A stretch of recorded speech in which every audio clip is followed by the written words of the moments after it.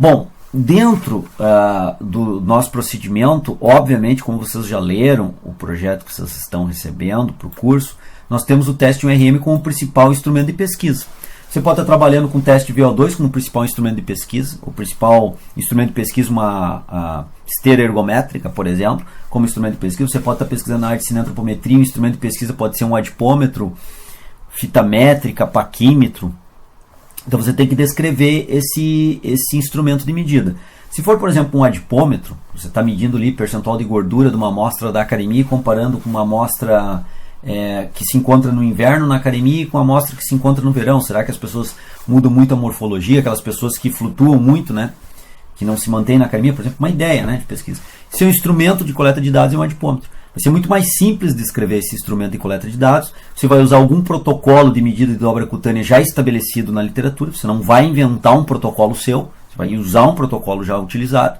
Então vai ficar muito mais fácil descrever, principalmente o instrumento, o adipômetro, a fita métrica e o paquímetro, a balança, o estadiômetro. Fica bem mais fácil. Agora, aqui no nosso trabalho, como a base do trabalho é medir a metodologia do teste 1RM, a gente começou a falar do teste 1RM e descrever ele minuciosamente o teste.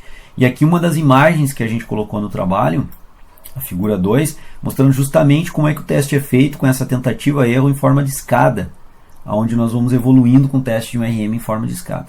Então, com relação aos testes que você vai aplicar e os instrumentos de medida que você vai usar, apresentar os testes, avaliações e instrumentos que serão utilizados com os respectivos protocolos de avaliação. Use protocolos já validados. Você só vai criar um protocolo se a peculiaridade do seu projeto de pesquisa é muito específica e não existe um protocolo para aquilo.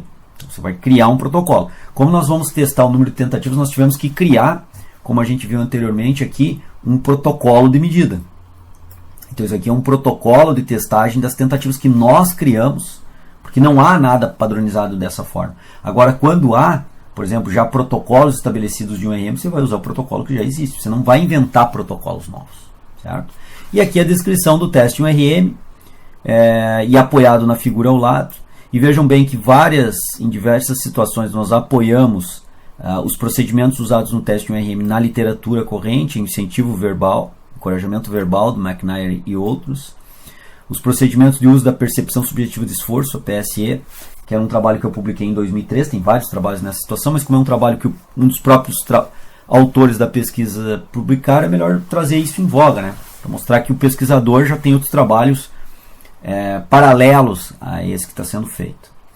Então, descrever em detalhes, isso é importante. Vejam bem que a gente abriu o item 3.9, que é o teste 1RM, nós abrimos num subcapítulo, 3.91, técnica de execução para o supino. Ou seja, nós padronizamos uma técnica de execução, não está fora o que o pessoal faz na academia, mas a gente deixou bem claro o que seria a posição inicial, qual é a fase excêntrica do movimento, até onde vai essa fase excêntrica do movimento, a amplitude do movimento, e a fase concêntrica do movimento também bastante descrita aqui, e apoiando nas imagens. Vejam bem, então uso o recurso da imagem de novo para estabelecer e clarear exatamente como que nós pretendemos fazer esse trabalho. Isso foi testado no piloto anteriormente. Então vejam bem, o projeto piloto, aquela execução piloto que eu coloquei antes para vocês, pegar um ou dois indivíduos e fazer o procedimento como se fosse real, não sendo, mas avaliando se aquele procedimento está sendo efetivo, ajudou muito a estabelecer quais são os tipos de foto, a amplitude de movimento que nós vamos definimos de uma forma mais fácil de controlar. Então isso é um ponto importante. Então, com relação aos testes, talvez você tenha que abrir em subdivisões. Os instrumentos, dependendo, se ele for muito elaborado, talvez você tenha que abrir em subdivisões. Então avalie isso, converse isso com o seu orientador. Fato é que na metodologia você tem que apresentar os procedimentos, tem que apresentar os testes que você vai usar para quantificar a variável que você está estudando. Você vai ter que testar de alguma forma, vai ter que ter um instrumento, vai ter que ter protocolo para a utilização desse instrumento, seja ele qual for de medida, seja para qual agilidade, vou medir agilidade, qual teste, qual protocolo, descreva. Já existe protocolo de agilidade que você vai fazer? Sim, já existe. Cite a fonte. Descreva aquele procedimento e cite a fonte. Você está apoiado na literatura, você não está sozinho criando aquele procedimento. É possível criar sozinho, mas eu abro uma margem de questionamento. Se já é um procedimento adotado e corriqueiro na literatura, eu estou mais apoiado, estou mais seguro do que eu estou fazendo. Ok? Apresentar de forma detalhada os procedimentos e protocolos dos testes realizados. Já estava falando. Cada teste apresentará suas peculiaridades e particularidades para ser apresentado. Cabe aos pesquisadores identificá-las e descrevê-las. Ou seja, quais são as particularidades e peculiaridades? Isso que eu estou mostrando agora para vocês. A técnica de execução, mostrando posição inicial, fase excêntrica e concêntrica, são peculiaridades, particularidades desse trabalho e que a gente adotou para fazer. Ok? Outra particularidade, outra peculiaridade que a gente pode observar aqui é essa questão da padronização da pegada na barra. Então, o que a gente pode perceber aqui nessa padronização na pegada da barra? Para definir e padronizar a largura da pegada da barra, a gente definiu com uma marcação. Nessa marcação, a gente define exatamente qual é a largura da pegada que o indivíduo deve fazer na barra. Deixa eu ver se eu tinha descrito aqui. Exatamente. Ok, então aqui nesse item 3.92 é mais uma particularidade, ou seja, qual é a largura que esse indivíduo vai fazer a pegada na barra. Essa largura foi definida com o ângulo do antebraço, com o ângulo do braço, tem que formar aqui um ângulo de 90 graus. Isso foi medido com goniômetro, então não é de qualquer forma que nós estamos fazendo isso. Então todos os indivíduos vão pegar a barra sem peso algum, percebam aqui, e nós vamos alinhar braço e antebraço em 90 graus e a pegada vai ser demarcada. Aqui está sendo demarcada a pegada, como vai ser demarcada desse lado também. Então demarca-se a pegada dos dois lados e a gente padroniza a amplitude de pegada na barra idêntica para todos os indivíduos, independentemente do comprimento de membros superiores, porque todos estarão no ângulo de 90 graus em relação à barra. Nesse posicionamento, o braço na horizontal, esse é um procedimento. Então, com o braço na horizontal, nós vamos colocar o antebraço verticalizado, formando um ângulo de 90 graus, e aí sim demarcamos a barra. Isso idêntico para todo mundo. São peculiaridades, são particularidades que nós usamos figuras para exemplificar e que é importante mostrar como está sendo controlado o efeito angular de trabalho com goniômetro nessas condições. Poderia criar outra forma? Sim, poderia criar. Aqui nós descrevemos inclusive a marca do goniômetro, marca Carse. Ou seja, poderia ser feito de outra forma? Poderia, mas essa é a manipulação dos pesquisadores. Nós achamos mais sensato, mais lógico, mais experimental, mais controlável fazer a demarcação na barra com essa amplitude dessa forma. Poderia, como eu disse, ser feito de uma forma diferente, sim, mas essa forma foi identificada por nós como uma forma mais adequada e nós estamos arbitrariamente definindo dessa forma, tá ok? Mais uma peculiaridade do teste que deve ser descrita, a amplitude, né, da pegada. Busque criar o máximo de controle experimental do estudo. Máximo de controle experimental do estudo. Então, independente do que você está medindo, você está avaliando, procure controlar os efeitos. Não deixe outras variáveis interferindo. Variáveis intervenientes. Faça das variáveis intervenientes variáveis controle. Ou seja, aquilo que pode estar interferindo no trabalho, procure controlar. Só não controle quando efetivamente for impossível, diante das condições laboratoriais, diante das condições instrumentais que você tem, daí impossível controlar, ok. Então passa a ser uma variável interveniente. Mas se for possível controle, por exemplo, amplitude de movimento, definição de técnica de execução, é totalmente passível de ser controlado nesse experimento no caso. Então fizemos esse controle do experimento. Claro que julgando-se isso, não haverá perda de abrangência e extrapolação dos resultados. É aquilo que eu falei lá no ponto inicial, quando a gente falava da introdução. Talvez a gente controla tanto o experimento que em determinadas situações eu não consigo nem extrapolar aqueles resultados. Por exemplo, nós encontramos já estudos usando um RM controlando velocidade. Nosso entendimento dificulta muito a execução do indivíduo. Nós já fizemos piloto dessa forma. Perde-se muito o score de um RM porque o indivíduo tem que controlar uma determinada velocidade. O ideal para se produzir força máxima é deixar a velocidade ao livre arbítrio do executante. E é o que nós fazemos. Então imagine, se nós vamos clonar situações da literatura, talvez essas situações criem um ambiente experimental tão fechado que fique difícil extrapolar os resultados. Um outro aspecto que a gente testou é que em um estudo o indivíduo já posicionava os braços, vou tentar mostrar aqui, já posicionava os braços com o cotovelo estendido e os pesquisadores colocavam a barra sobre a sua mão. Então ele deitava no supino, no banco supino, já posicionava os membros superiores como se estivesse com a barra na mão, sustentando a barra em cima, mas não estava. Os pesquisadores colocavam a barra sobre as mãos do indivíduo e aí sim ele executava fase excêntrica, concêntrica, liberava a barra, os pesquisadores guardavam a barra. Nós testamos esse procedimento. Gerou muita dificuldade na amostra em fazer o teste de RM. A amostra ficava assim, sentia o peso e na hora de executar o movimento tinha receio de fazer com peso maior. Mesmo indivíduos altamente treinados, homens e mulheres que nós usamos no piloto. Abortamos essa ideia. É uma ideia de controle experimental que do ponto de vista de controle é ótimo, mas do ponto de vista de execução de força máxima não se mostrou excelente e dificultou a amostra. Nós tiramos essa ideia. Então isso tudo é teste do que está na literatura, se faz no piloto e vê se vai utilizar ou não. Então tome cuidado com isso. Use sim controles experimentais, mas tome cuidado para não exagerar e atrapalhar os resultados do estudo, como no nosso aqui apresentou. Mas sempre que possível controle. Converse com o seu orientador sobre isso. Outros pontos que eu estava descrevendo, que a gente controlou ou deixou a livre-arbítrio, mas mostrou aqui o que fez, foi a velocidade, transição entre as fases de movimento, como vai ser feito. Então a gente descreveu tudo. A ideia é descrever todo o procedimento do teste. E a segurança durante os exercícios, como que a gente fez a segurança dos indivíduos durante a execução.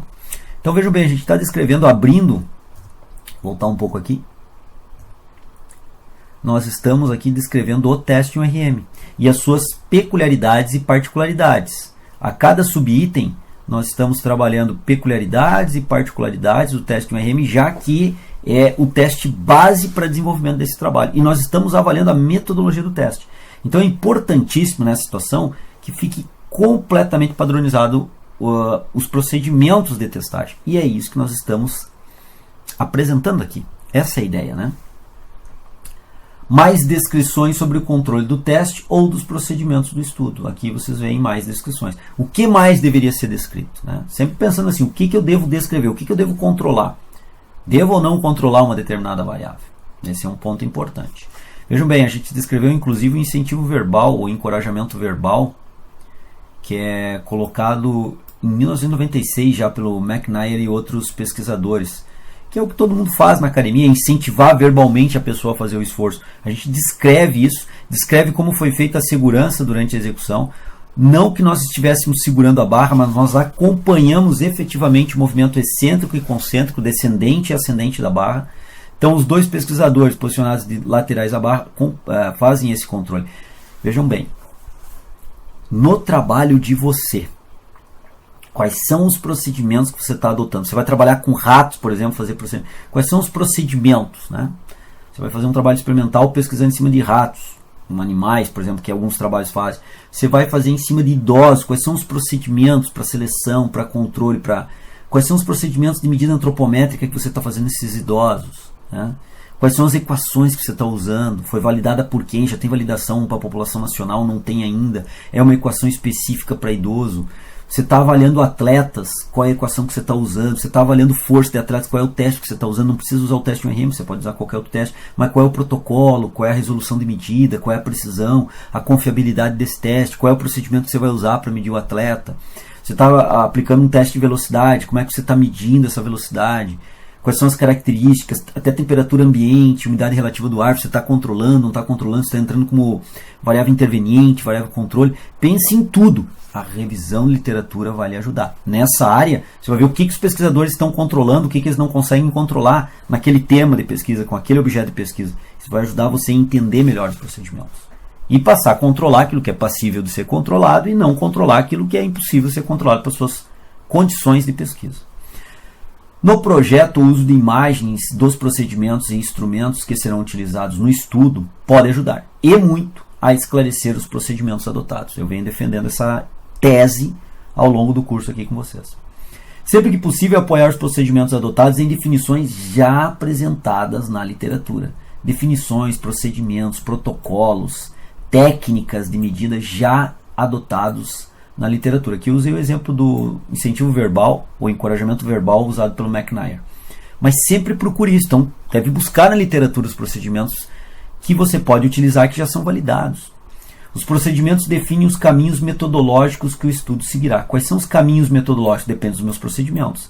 E aí, em vários momentos, você vai se encontrar como está nessa imagem. Com dúvida, vou seguir à esquerda, vou em frente, vou à direita, nos meus procedimentos metodológicos. Converse com as pessoas, troque informação, se conseguir e-mail de algum pesquisador, de algum artigo que você leu referente ao seu tema de pesquisa, ao seu objeto de estudo. Tente entrar em contato com esse pesquisador pelo Facebook, por telefone, pelo WhatsApp. Nem sempre é possível, mas tente.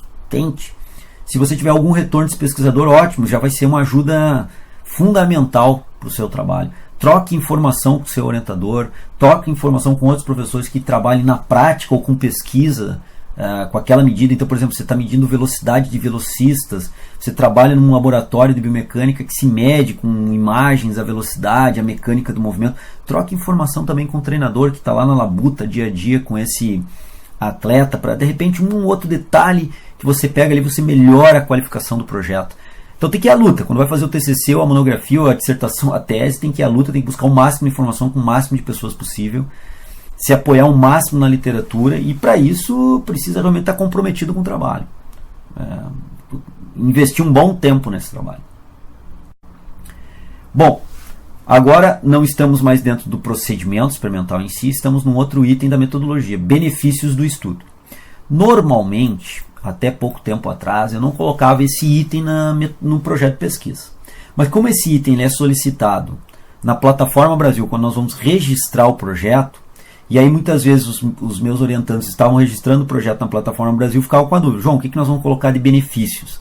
Eu tinha que parar o que eu estava fazendo para ir lá pensar os benefícios do estudo, junto com eles, para colocar na plataforma. Porque sem esse item, a gente não consegue registrar o projeto na plataforma.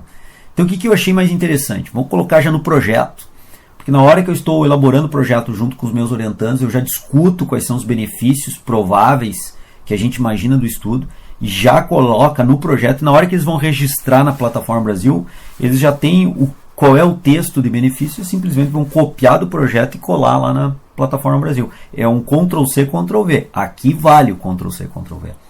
Porque nesse sentido eles vão copiar exatamente o que a gente já pré-definiu no projeto sobre os benefícios e simplesmente registrar na plataforma. Não precisa mudar nada no texto. O texto já foi lido, relido, estruturado, reestruturado. Está pronto. Então é simplesmente colocar na plataforma. Benefícios do estudo. O que os resultados do estudo poderão trazer de benefícios diretos e indiretos à evolução da grande área? Direto e indireto. Um ou mais benefícios poderão ser descritos. Então todos, se tiver 10 benefícios a serem citados, que é bastante difícil, um projeto de pesquisa ter 10 pontos, mas se houver, cite os 10 pontos que você entende que com a resolução daquele projeto, seja o resultado que for que venha a acontecer, qual for o resultado que venha a acontecer, você com aquele resultado conseguirá contribuir com a área em 10 pontos. Cite os 10 pontos, registre esses 10 pontos.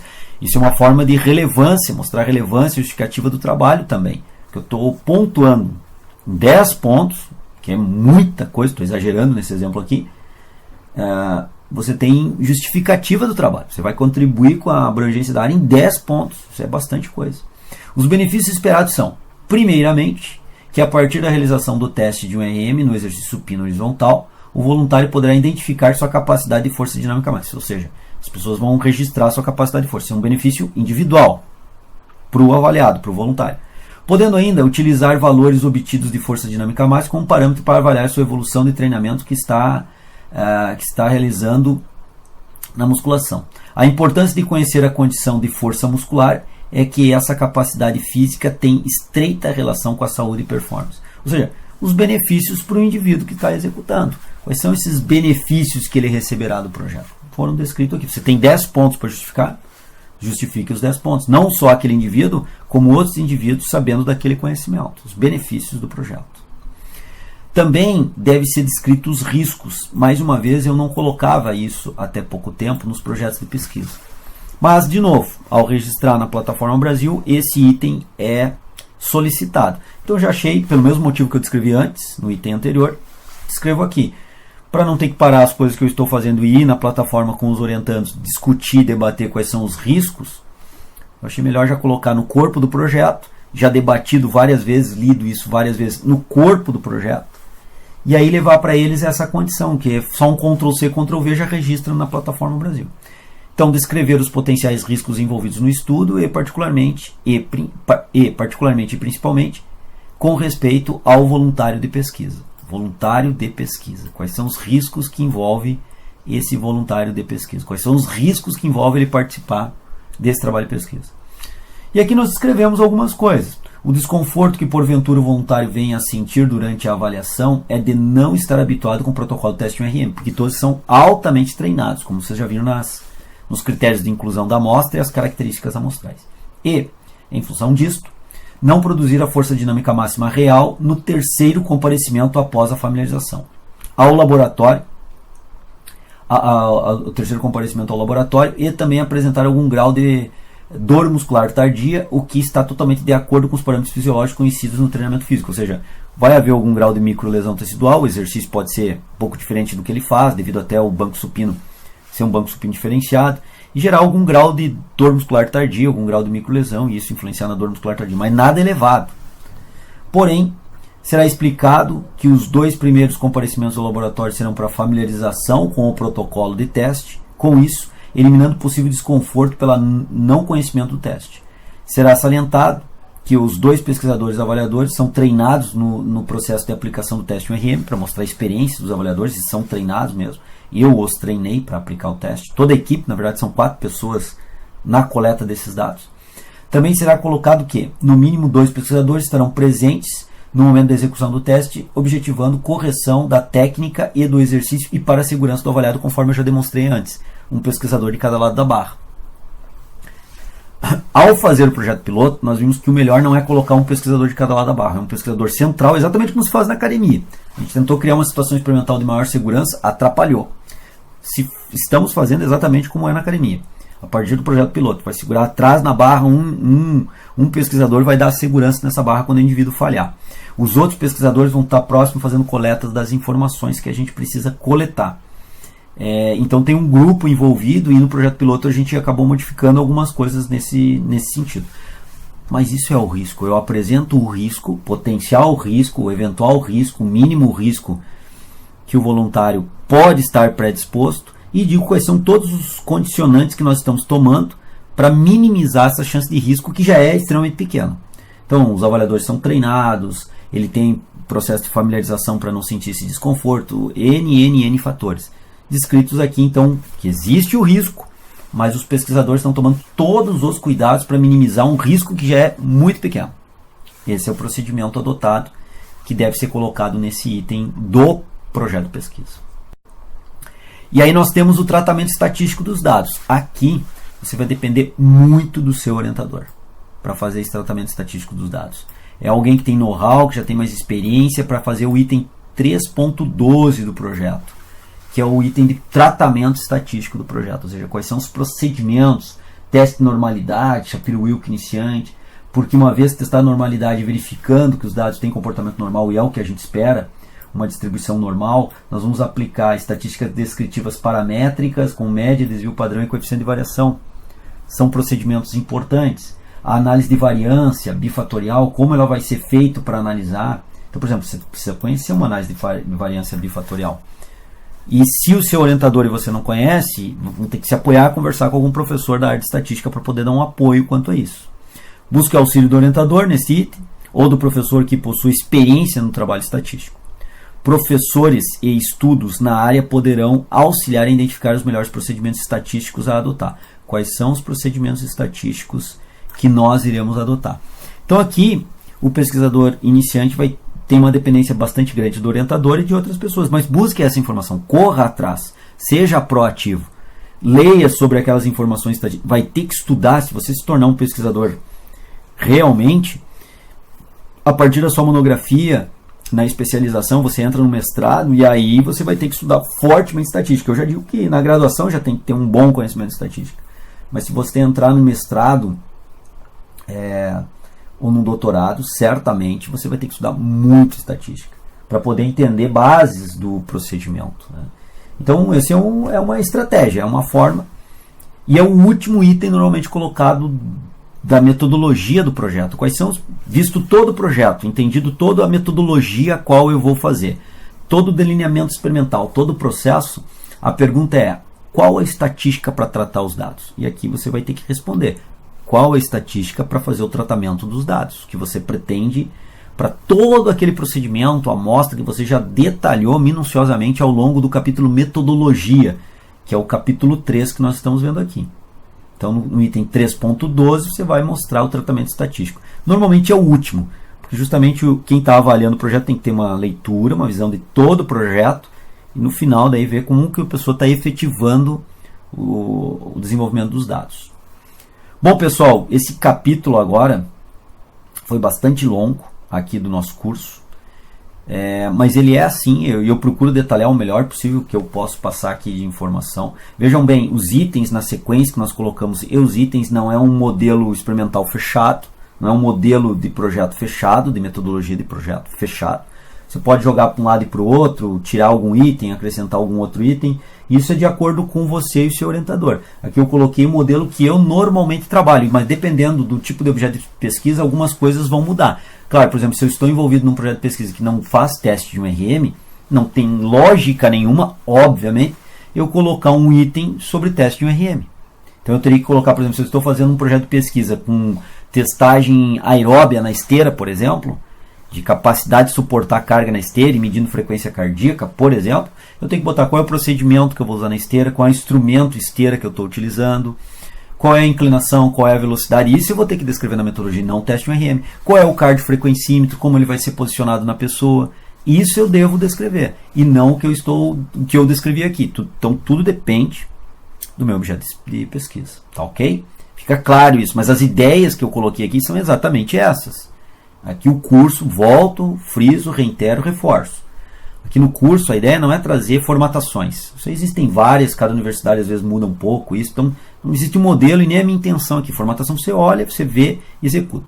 Minha intenção nesse curso é trazer linhas de raciocínio para fazer o projeto, entender um projeto de pesquisa, entender os tópicos de um projeto, como você vai fazer, a sua peculiaridade, o seu objeto de estudo. É diferente do que tem aqui. Eu trouxe um modelo para espelhar a minha fala. Mas a ideia maior desse curso é desenvolver a capacidade de você entender como se faz um projeto e um artigo de pesquisa. Entender, raciocinar esse processo. Estou tentando fazer isso. Espero que está sendo claro. Todos os tópicos apresentados buscam descrever como o trabalho será realizado. Foi isso que nós fizemos. Identifique na literatura os melhores procedimentos, protocolos, testes a usar na coleta dos seus dados. Então tente estar sempre apoiado na literatura. Não despreze nenhum dos pontos apresentados. Esse ponto aqui não vale para mim. Pode até ser que você chegue nessa conclusão, mas não porque você está desprezando. Isso aqui é bobagem. Não. Primeiro você vai avaliar com calma, ponto a ponto. Não, esse que o João colocou aqui no curso, realmente para o meu projeto de pesquisa está totalmente fora, não tem lógica eu colocar. Ok. Se o item amostra não tem lógica você descrever, porque você está fazendo uma revisão de literatura, e aí não tem lógica nenhuma você fazer um item de amostra, você está buscando a literatura, então esse item realmente está fora. Na verdade, o que nós estamos mostrando aqui são para artigos originais, não para revisão. Artigos de revisão são bem diferentes dos procedimentos do que nós estamos mostrando aqui. E até meio que protocolados, assim, mais enrijecidos. Você vai seguir um padrão e aquele padrão é que vai ser aceito. Aqui o que eu estou mostrando para artigos originais, onde você vai coletar dados, você vai a campo coletar dados. Você já percebeu isso, não é? Então o que fica desse capítulo são esses pontos que eu acabei de descrever para vocês. Tá ok?